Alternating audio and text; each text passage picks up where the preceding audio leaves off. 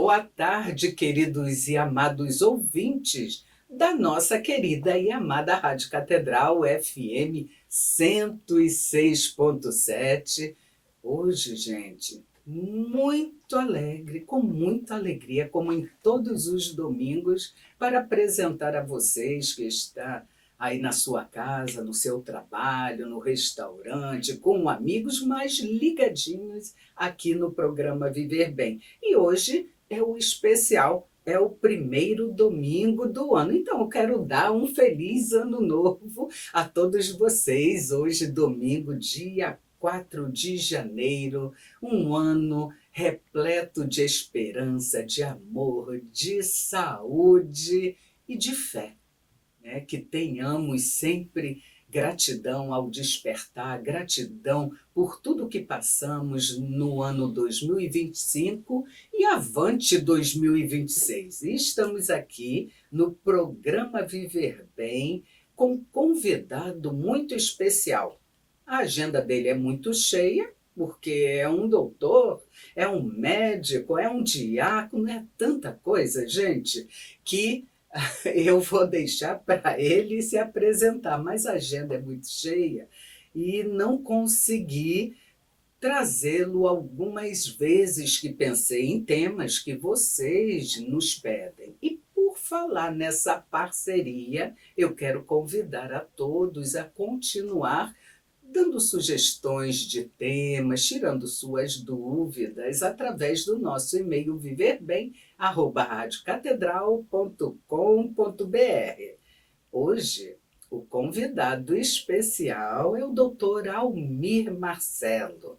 Ele que é da Basílica Imaculado Coração de Maria, do MEIA, é médico psiquiatra. Dr. Almir também é especialista em logoterapia. Vocês não cansam de me ouvir falar aqui sobre a logoterapia. Ele é professor da pós-graduação em logoterapia também, convidado para diversos cursos aqui no Rio de Janeiro e está aberto a outros convites em qualquer estado também. É médico psiquiatra, como eu falei, também professor e é diácono permanente.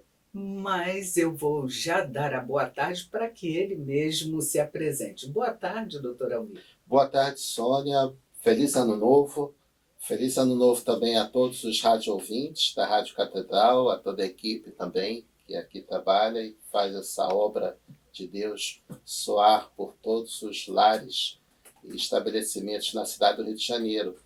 E nós, então, estamos à disposição. Antes eu queria também dar uma alôzinho para minha esposa Sandra, minhas filhas, Maria Clara, Maria Luísa e Maria Beatriz, e para toda a comunidade da Basílica do Imaculado Coração de Maria, meus queridos irmãos, o Padre Vanil, o Padre Calmon também, que estão à frente daquele serviço.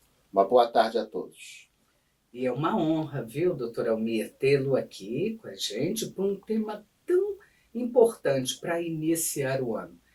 Vocês já devem estar curiosos sobre o tema, dores invisíveis. Quem nunca sentiu uma dor que não aparece no corpo, mas toca a alma, né?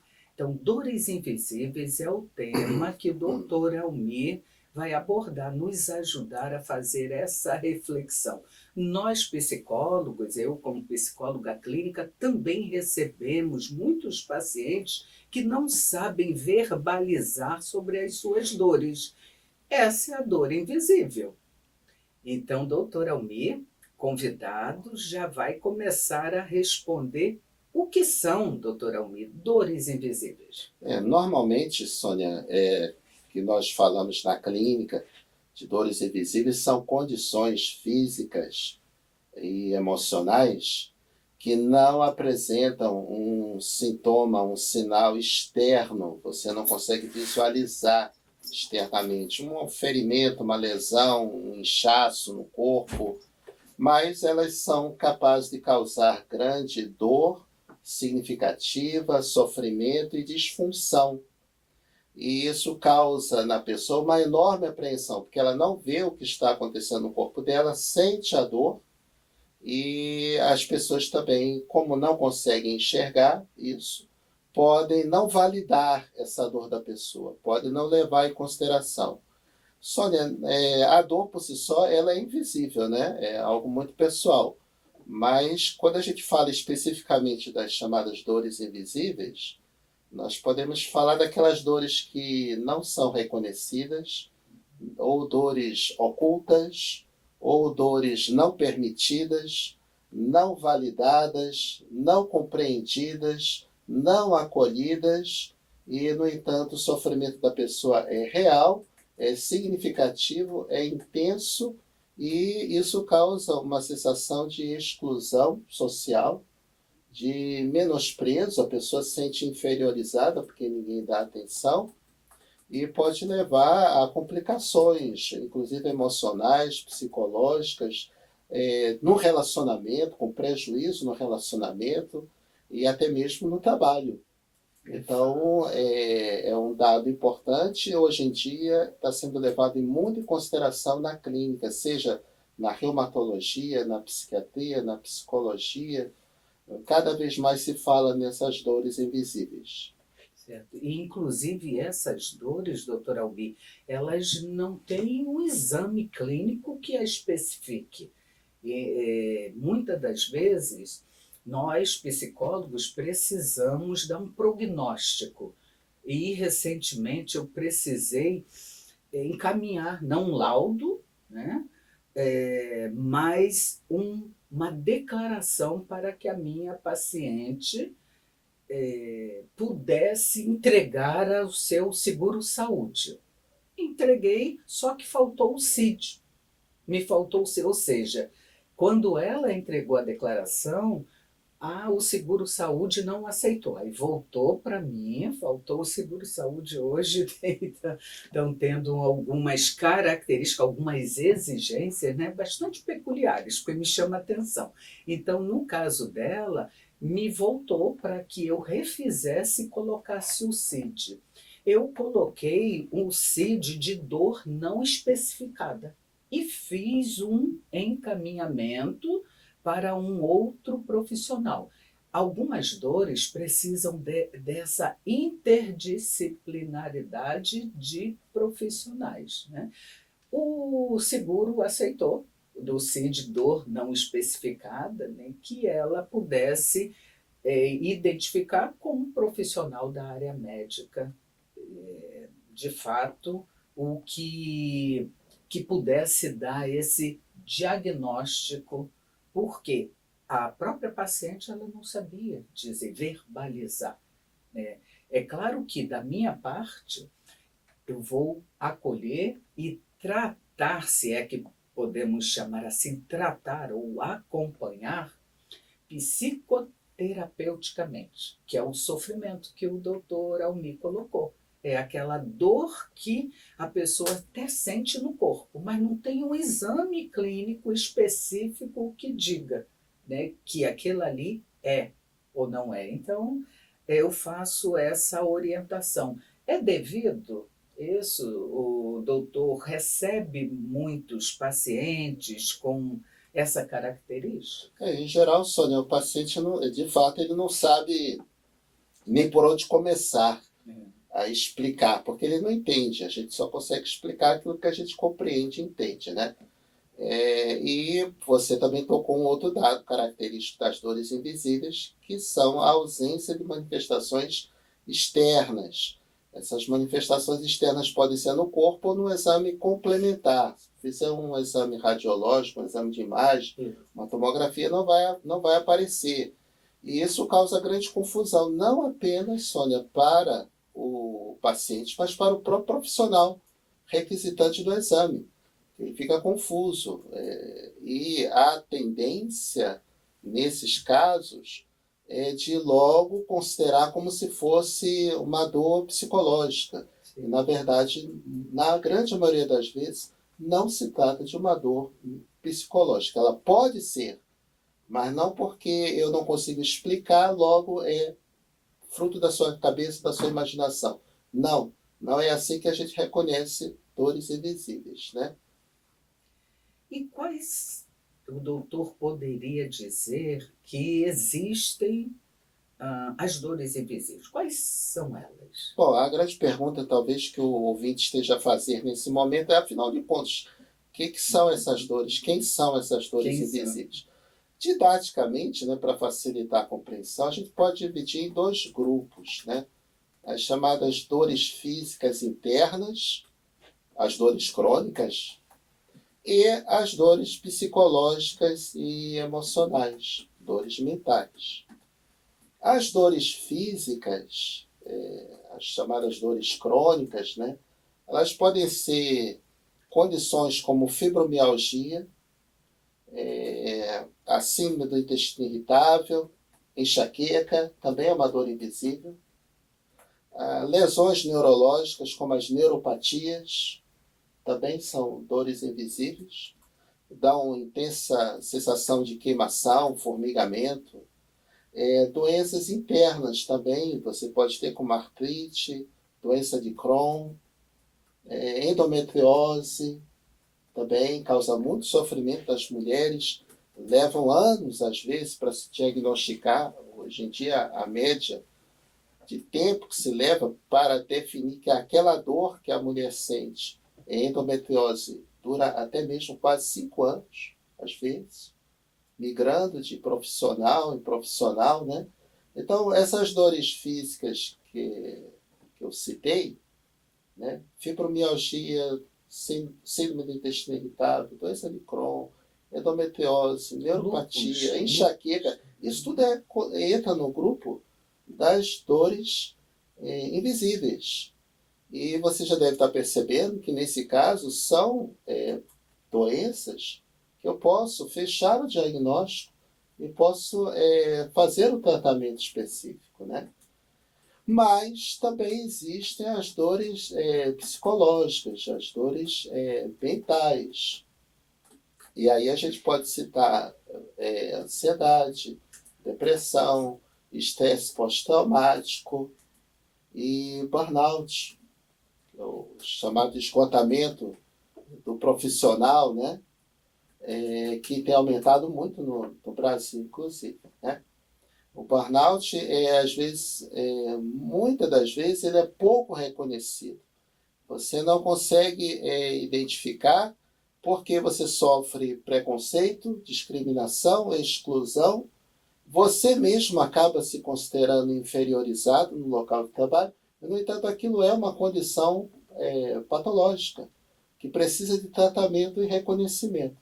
Então, essas doenças que eu citei principalmente, ansiedade, depressão, estresse pós-traumático e burnout, são também chamadas dores invisíveis, ou seja, a pessoa sofre, sente, padece, apresenta perda, prejuízo relacional, laboral, e não consegue identificar e tratar a tempo, né? E acaba se agravando. E existe tratamento para essas dores invisíveis? O doutor falou de algumas. Tem, tratamento tem. Mas é evidente que você precisa fazer uma avaliação. A avaliação, o critério basicamente é clínico, embora existam também testes para isso, né? E nesse caso, o principal tratamento, em primeiro lugar, é que você vai usar tratamento medicamentoso e tratamento não medicamentoso. São as terapias de apoio. Tratamento medicamentoso, hoje em dia, por exemplo, para fibromialgia, né? Você pode usar moduladores da dor, como pregabalina, duloxetina, né?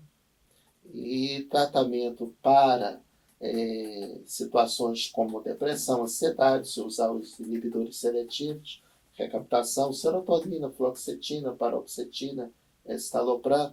Não, é importante o ouvinte entender, não como automedicação, não como panaceia, aquilo que vai resolver tudo, mas aquilo que está dentro de um projeto de tratamento, organizado, coordenado pelo terapeuta, né? Associado a outras formas de tratamento, porque hoje, você já falou isso, o tratamento é multidisciplinar. não se trata nenhuma dessas condições que eu mencionei, nenhuma delas, né? Eu citei várias, não se trata sem as terapias de apoio. Hoje em dia, você pode usar, por exemplo, terapia cognitivo-comportamental, no caso da fibromialgia, na endometriose, logoterapia também, para você saber ressignificar a sua condição de dor, também é utilizado. Existem ações, estão em projeto hoje, terapia fotossônica, na USP, né, com o uso de ultrassom e laser, para você lidar com essas questões. Então, as terapias estão surgindo. 2025 foi um grande avanço, e a gente vai perceber isso agora, nesse ano que nós estamos a começar, em 2026, inclusive em relação à inclusão dessas doenças na sociedade. Reconhecimento e respeito dessas condições na sociedade. 2026 vai ser o ano do reconhecimento das dores invisíveis. Excelente, como sempre, brilhante, doutor Almir. Gente, o programa Viver Bem não é somente para psicólogos. Vez por outra, pessoas me perguntam, me escrevem, passam mensagem pelo nosso Instagram, PGM Viver Bem, e perguntam, é só para psicólogos? Não, é para você que tem interesse nos temas. E se tiver algum profissional que queira recomendar, que entenda que vai contribuir com a pessoa humana, é só indicar.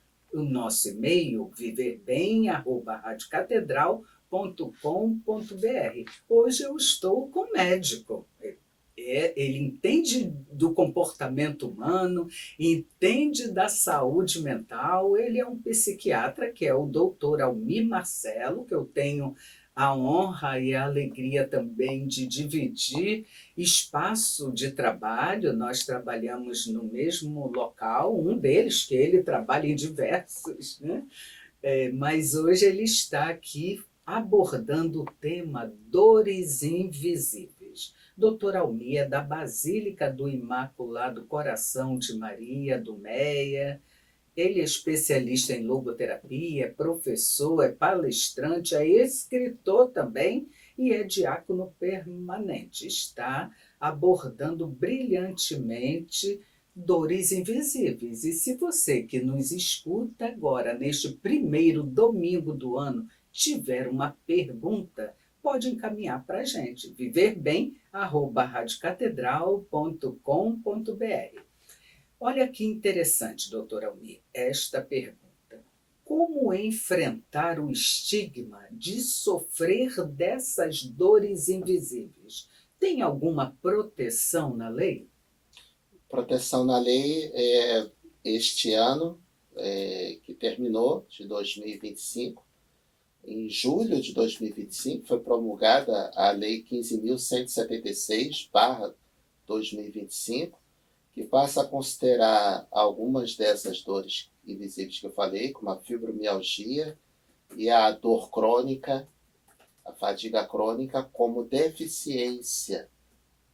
E isso é um grande avanço. A validação dessa lei, ela entra em vigor a partir de janeiro, esse mês agora, que nós estamos aqui iniciando, esse mês de janeiro de 2026. Ela passa a considerar a fibromialgia e dor crônica como deficiência. Isso garante uma série de direitos. Direitos previdenciários, direitos de assistência multidisciplinar no serviço público de saúde, prioridades em atendimentos,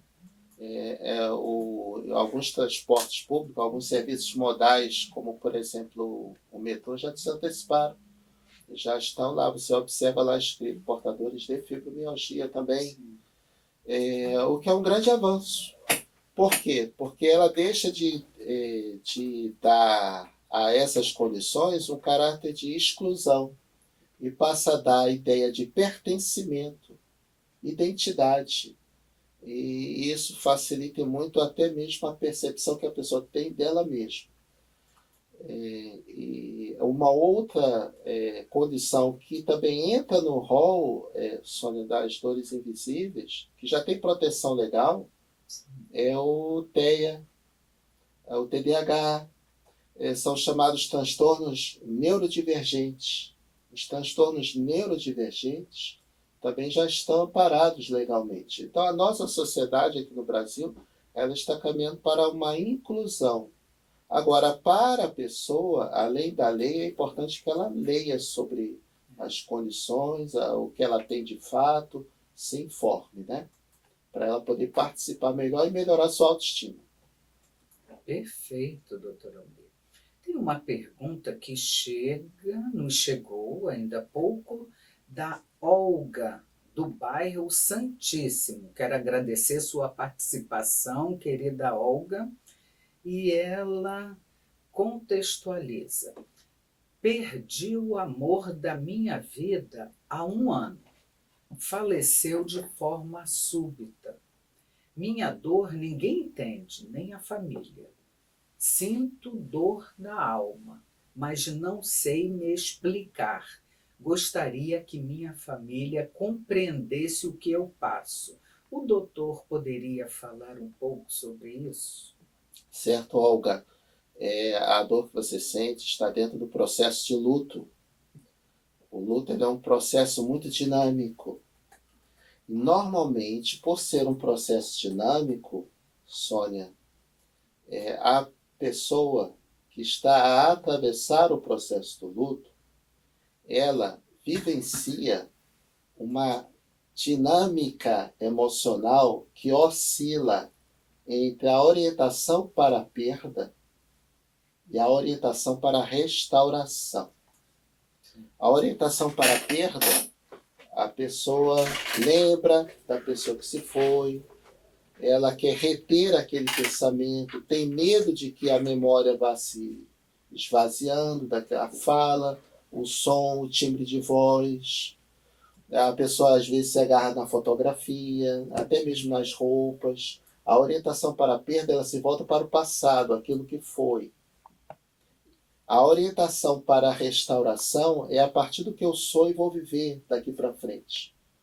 Porque a pessoa já não participa mais da minha existência aqui, nesse momento. Para, por exemplo, uma pessoa que perdeu o marido, ela tem que assumir até mesmo uma nova identidade, ela passa a ser viúva. Ela tem que retomar atividades que ela mesma fazia antes do processo de adoecimento que culminou no luto da pessoa que se foi. Ela tem que assumir as tarefas que o outro fazia. E isso é muito dinâmico. Você o tempo todo oscila entre aquilo que você perdeu, aquela pessoa que você perdeu, e agora como você vai restaurar a sua vida. E tem mais um detalhe, Sônia, e Olga também. É importante entender que durante o primeiro ano que se dá o processo do luto, você não tem, ao longo desse ano, você vai vivenciando as etapas, né, os tempos fortes, os momentos agora que aconteceu de Natal, e vem as datas de aniversário. Pois bem, Olga, você não tem memória da ausência dessa pessoa. Você só tem memória da presença dela. Você está vivendo essa ausência pela primeira vez. Agora é que você está construindo uma memória. Isso tudo é muito novo. E tudo aquilo que é novo causa medo e estranhamento. Mas é algo que é muito próprio da pessoa. Para algumas pessoas, o mundo se torna um desafio. Para outras pessoas, agora no processo de luto, o mundo se torna uma ameaça. As relações, como eu vou fazer, como eu vou lidar daqui para frente. Então causa um turbilhão de emoções, ambivalências afetivas. Eu não sei se eu fiz o certo, se eu fiz o errado. Sentimentos de culpa, muitas vezes silenciados. O luto ele também faz parte do rol das dores invisíveis. Existem inclusive os lutos não autorizados, Sônia, sabia? Não tem os lutos não autorizados. Hoje em dia que começou a se reconhecer o luto do PET. O luto do PET até pouco tempo era não reconhecido, não autorizado. O luto até mesmo de uma relação de fora, Do pet é o o bichinho animalzinho de de estimação. estimação. Sim. Agora já a sociedade tem permitido mais, mas não podemos esperar que na família haja toda essa compreensão.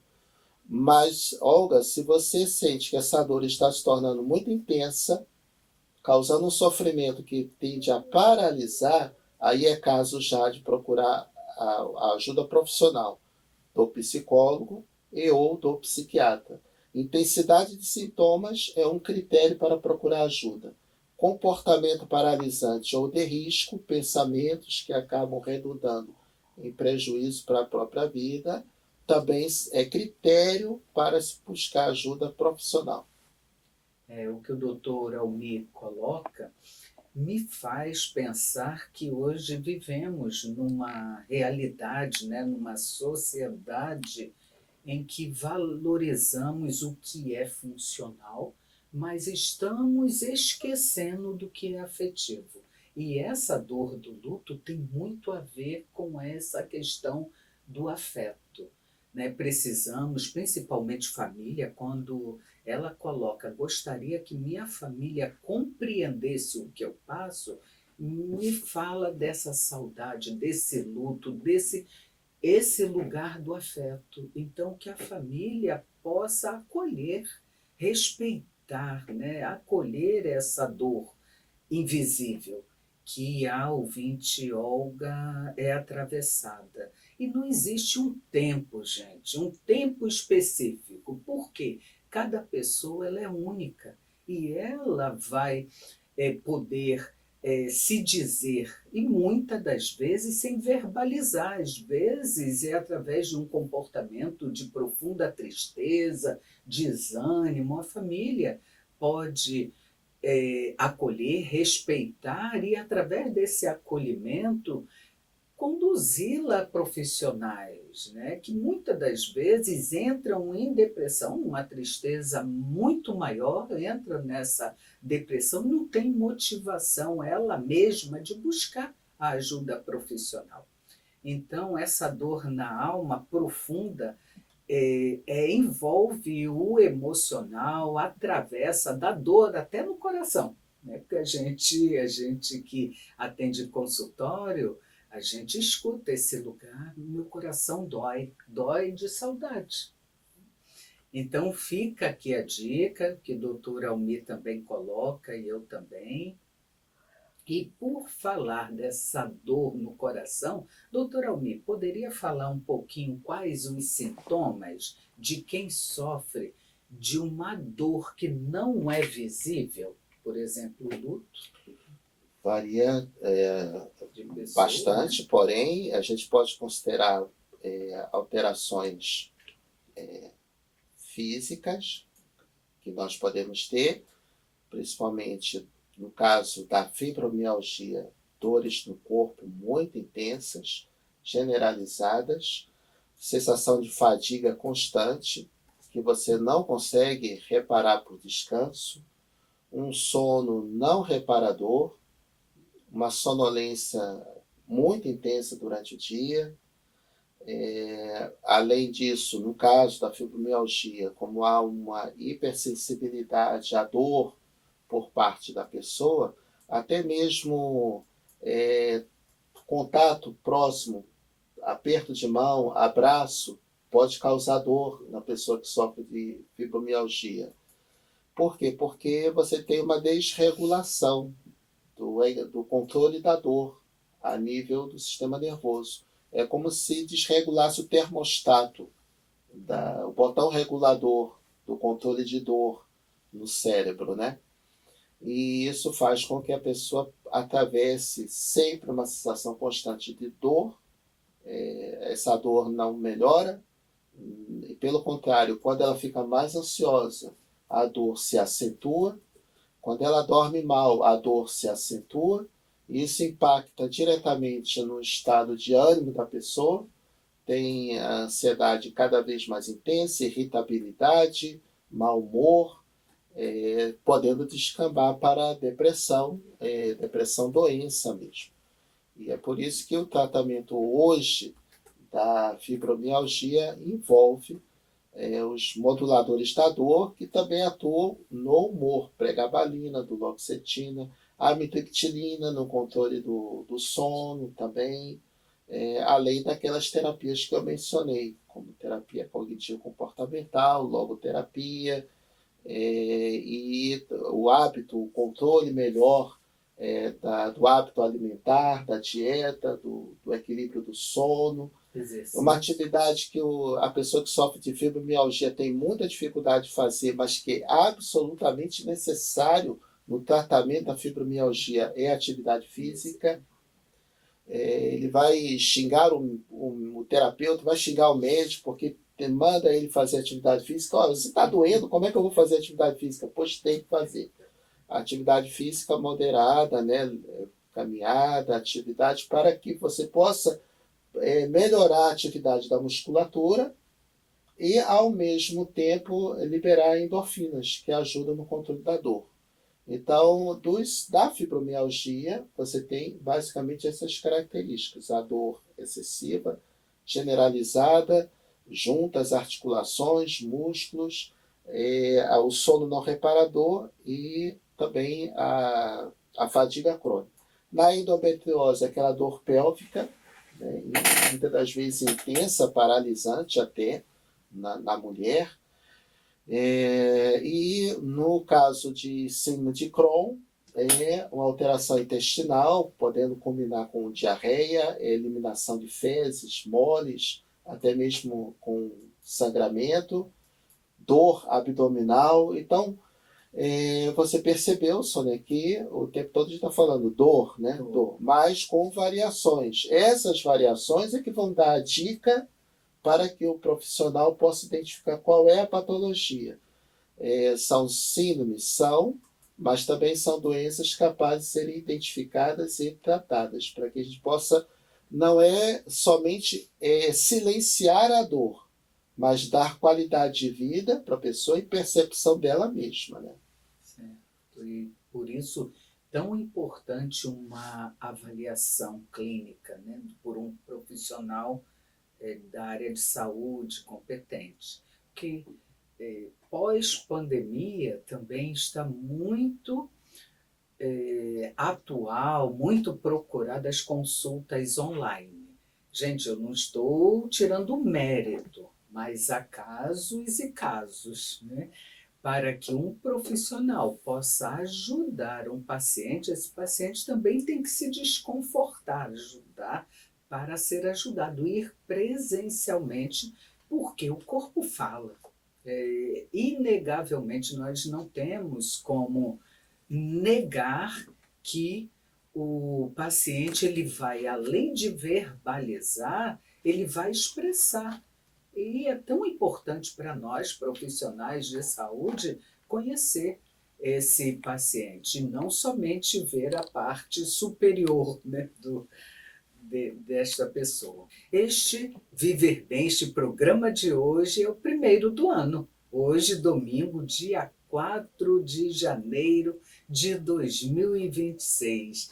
Que esse novo ano seja repleto de esperança, de fé, que possamos alimentar cada vez mais a nossa fé, a nossa alegria desse Cristo que vive em cada um de nós. Né? Que possamos nos fortalecer e enfrentar com maior leveza as dificuldades que acabam aparecendo. E as dificuldades, gente, nos tornam pessoas mais fortes. Temos que ter esse olhar, que é um olhar amoroso, porque nem sempre a vida vai nos responder da forma que geramos nossas expectativas.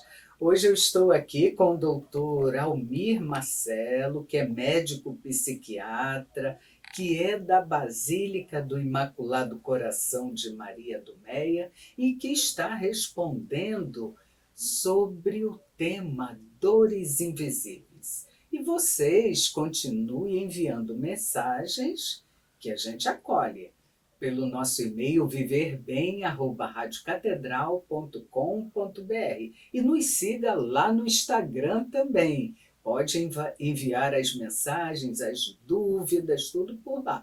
PGM Viver Bem. Perguntas, doutor Almir. Como identificar uma dor emocional que não se manifesta fisicamente, mas está afetando profundamente a saúde mental de uma pessoa? E ao serem identificadas essas dores, como eu posso ajudar essa pessoa? Existe alguma palavra, por exemplo, que não se pode ser falada? Em geral, a gente pensa o que vai falar, né, diante do sofrimento do outro.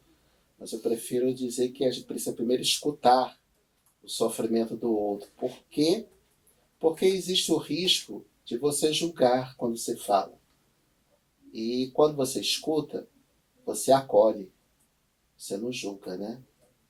A dor emocional, ela nunca veio sozinha. Ela sempre veio manifestada assim, com sintomas também físicos, né? Ataque cardíaco, o coração bate mais rápido, a respiração fica mais ofegante, o cansaço, no caso do estresse, aquele cansaço que não passa, a sensação de, e aí no caso da fibromialgia, né, a sensação de que passou um trator em cima da pessoa. No caso da depressão, a sensação de que você, ao acordar de manhã, é um Boeing 747-300 lotado, levantando voo. Tudo é mais difícil para você fazer. Parece que você está carregando uma pedra amarrada aos seus pés. Eu estou falando por metáforas porque às vezes fica mais fácil, né, para a gente identificar. E para quem está acolhendo, ouvindo a pessoa que está relatando, existe às vezes o risco, Sônia, da contra-transferência, porque é difícil ouvir uma pessoa se queixando, né? A pessoa vai lá e vai falar da dor dela, que não consome ela, que não deixa ela trabalhar, e muitas das vezes ocorre a modulação da voz. Quando a pessoa está com dor forte, constante, intensa, a voz fica aquela voz mais melodiosa, mais cadente, a pessoa fica mais poliqueixosa. Qual é o problema? É que quem está ouvindo pode ficar incomodado com isso. E aí quer cessar esse assunto. Cessar como? Definindo o outro. Ela quer falar, muitas das vezes, para definir o outro. Ah, isso aí é psicológico. Ah, isso aí é porque você tem que fazer mais isso, fazer mais aquilo. Então, em primeiro lugar, não é qual é a palavra que você vai dizer, é qual é a escuta que você vai fazer. Essa escuta de não julgar, mas de acolher, de compreender o sofrimento do outro da realidade que ele é, não como você acha que ele seja. Mas, se você quiser falar alguma coisa, você pode ser, olha, eu posso não fazer ideia desse sofrimento que você está passando, mas eu estou aqui, eu posso te ajudar em alguma coisa? Esse eu posso te ajudar em alguma coisa pode ser a que faça toda a diferença para quem está sofrendo a dor. Porque a gente está falando aqui de dores crônicas, não de uma dor aguda. Aquelas dores que se arrastam, muitas das vezes, Sônia, por anos a fio, sem lugar de escuta. Então, quando você, em vez de definir o outro, você diz, eu posso te ajudar em alguma coisa? Posso ser essa presença, essa escuta?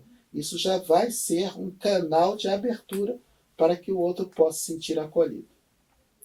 O acolhimento é, de fato, fundamental. Eu diria que muitas das vezes, até familiares, amigos, que não conseguem expressar ou compreender essa dor invisível que atravessa o outro, a vida do outro, o coração do outro, ela, se não tiver nada, é silenciar, que é esse escutar, e há uma expressão que devolve um conforto a esta pessoa que passa até por um vazio, que é o abraço. Abraçar aquele coração com o coração. Se você não tem uma palavra, abrace.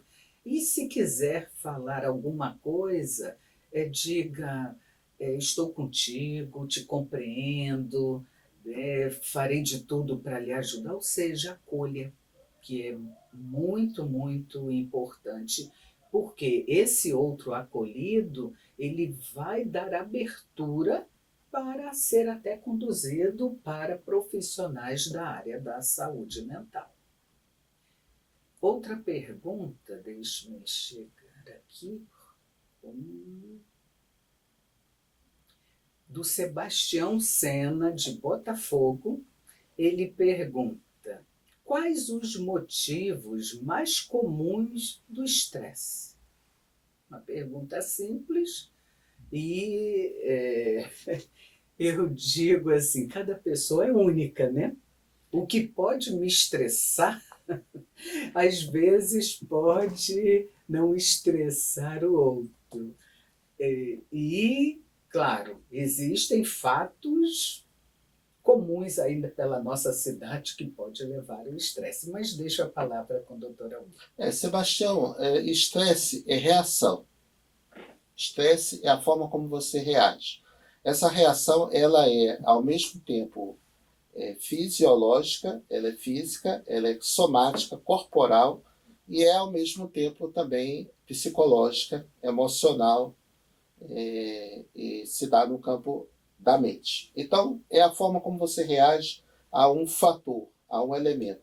Esse fator pode ser interno ou pode ser externo. O fator interno, por exemplo, o desenvolvimento de doenças no seu próprio organismo, né? Doenças como o câncer causam um elevado grau de estresse. Por quê? Porque nós sentimos uma sensação de ameaça, sentimos o risco da nossa vida, sentimos o medo de que aquilo possa trazer dor, de que aquilo se torne incontrolável na minha vida, daquilo que possa ter um final que eu não esperava, aquilo que rompe com o meu mundo presumido, que eu esperava para esse ano fazer, e surge a doença. Fator interno. Existem outros fatores internos, por exemplo, lesões, né, alterações como arritmia no coração, que vai me deixar ainda mais ansioso, e isso aumenta ainda mais o grau da alteração do coração, a arritmia, a alteração do ritmo cardíaco, né? Alterações nas glândulas, como a tireoide, quando ela funciona de forma muito exacerbada, fora do normal, ela também vai provocar como característica maior grau de ansiedade e estresse. É um dos sintomas que identificam o hipertiroidismo. Fatores internos. Fatores externos. Situações que fogem, em geral, da nossa expectativa. Ou uma sobrecarga no trabalho, ou uma notícia, um acidente, um evento que nós não estávamos prevendo. Tudo aquilo que possa interromper nosso modo de pensar programado que nós normalmente temos para a nossa vida. É aquilo que um psiquiatra inglês, chamado Colin Parkes, chamava de mundo presumido. Tudo aquilo que possa ameaçar o meu mundo presumido, eu posso interpretar isso como risco. E risco é estresse. E estresse é reação para esse risco. Há pessoas que têm um limiar maior para lidar com situações de ameaça. Há pessoas que têm um limiar menor. Há pessoas que, no momento do acidente, por exemplo, elas fazem tudo, são proativas, controlam, organizam. No momento, por exemplo, do falecimento de alguém, elas também são proativas, fazem tudo, organizam. E depois que passa isso, vem a situação do estresse, que, em geral, se caracteriza por um cansaço muito forte, manifestações somáticas, dor de cabeça, manifestações gastrointestinais, sono não reparador, sensação de angústia, ansiedade e talvez depressão também. Então, Sebastião, estresse é reação. A reação vai depender como você se expressa diante do acontecido. Ou você apenas reage, e aí você tende a sofrer mais, ou você responde a essa situação. E aí você tende a lidar melhor. Porque diante do inevitável, né, aquilo que Viktor Frankl falava, diante de uma situação, destino é aquilo que eu não posso nem escolher e nem escapar. Diante do destino, eu posso ainda assim, ainda que eu não tenha a liberdade de escolher e de escapar, eu ainda tenho a liberdade de decidir qual a atitude que eu vou tomar diante disso. E isso é um importante fator para lidar com o estresse. Perfeito. Carlos Alberto, ele diz: moro e trabalho em Bangu e tenho mais de 50 anos. Fui levado a uma consulta médica com um psiquiatra porque alguns amigos me diziam que a dor que eu dizia sentir era a dor da minha cabeça. Atualmente eu tomo medicação psiquiátrica para depressão, mas ainda não me convenci de que tenho essa doença. Ainda eu sinto dores e me questiono se estou há tanto tempo inventando que sinto dor. Gostaria da sua orientação. A dor não é uma invenção, a dor é uma sensação. Eu sinto dor, eu não imagino dor. Mesmo depois que a gente... Todo mundo sabe disso. Você teve uma dor de dente, uma dor de ouvido, por exemplo, que são dores fortes, uma dor renal, né, uma cólica nefrética, né, muito intensa.